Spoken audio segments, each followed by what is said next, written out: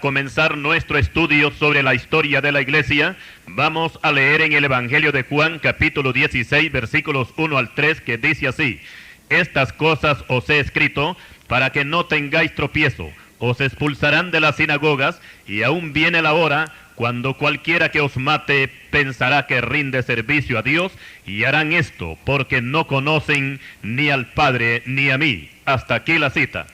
Cuando el apóstol Pedro identificó al Señor Jesucristo como el Hijo del Dios viviente, esa confesión sirvió de base para que Cristo pronunciara las siguientes palabras: y sobre esta roca edificaré mi iglesia, y las puertas del infierno no prevalecerán contra ella. Aquí es donde empieza a tomar forma la iglesia cristiana, la cual se revistió de poder en el día de Pentecostés y se dispuso a lanzarse al mundo con el mensaje del Evangelio. Pero la tarea no fue fácil, porque las fuerzas del infierno se lanzaron contra ella y la golpearon duramente.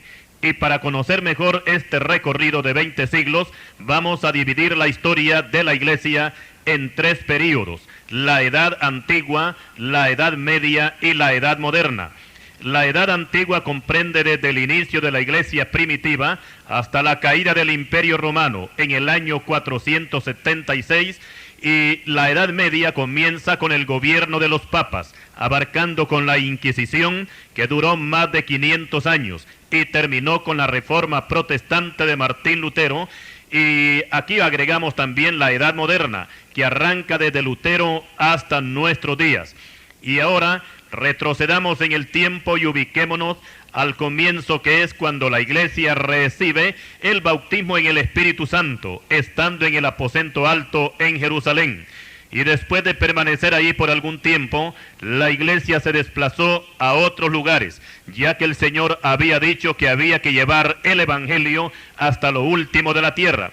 Y por supuesto que la persecución que desató Saulo de Tarso contribuyó en gran manera a que los discípulos comenzaran su tarea de evangelización fuera de Jerusalén, comenzando con Felipe, que llegó a Samaria y predicaba a Cristo, Hechos 8:5. Otros, por causa de esta misma persecución, llegaron a Fenicia, a Chipre y a Antioquía, Hechos 11:19. Y así se fue extendiendo la iglesia, llenando a todo el mundo conocido con la doctrina evangélica, Hechos 17, versículo 6. Pero dentro de este recorrido iban a ocurrir algunas ciertas dificultades, porque hablando simbólicamente, ya la barca estaba en medio del mar y era azotada por las olas, porque el viento era contrario. Mateo 14, versículo 24. Y como ya es de todos conocido que el Imperio Romano, gobernado por los Césares, estos habían extendido su dominio por todo el mundo conocido. Lucas capítulo 2, versículo 1.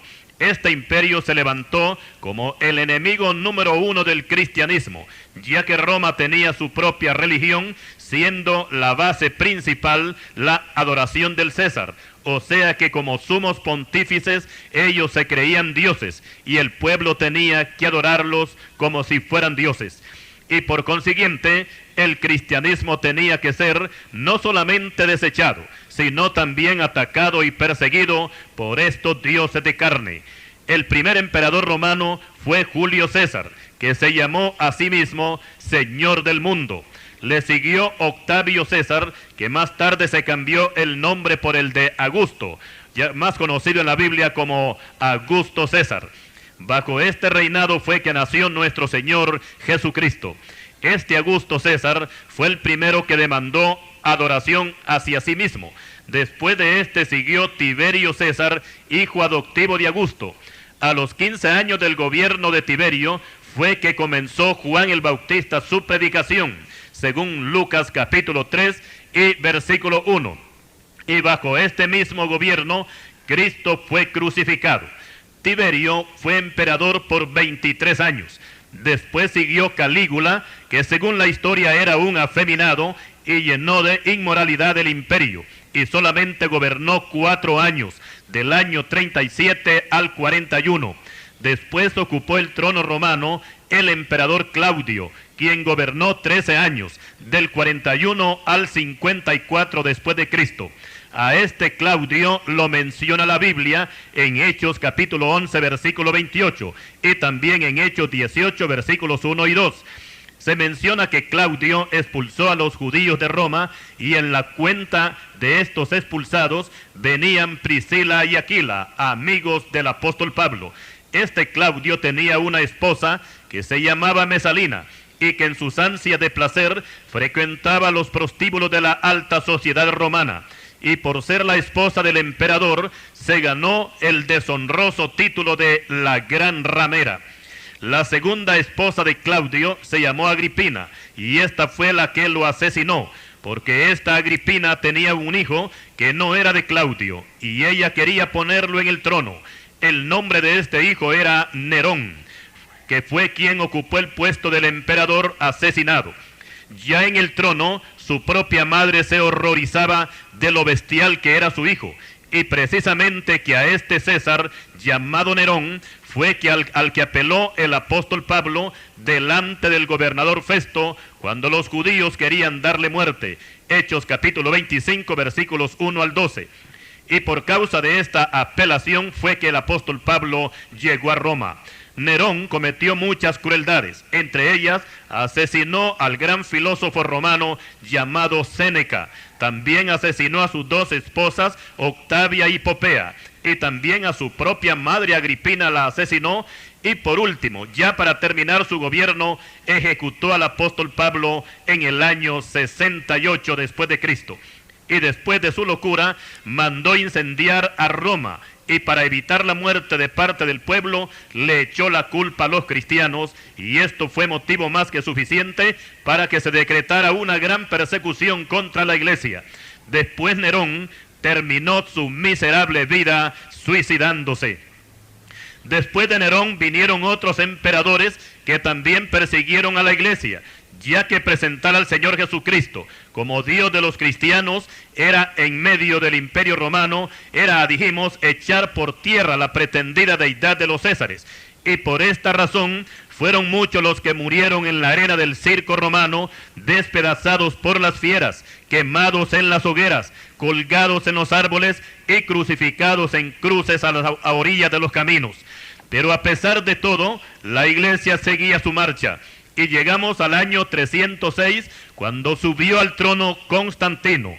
Este abolió las persecuciones y proclamó su edicto para la libertad de cultos, lo cual en parte favoreció a la iglesia primitiva.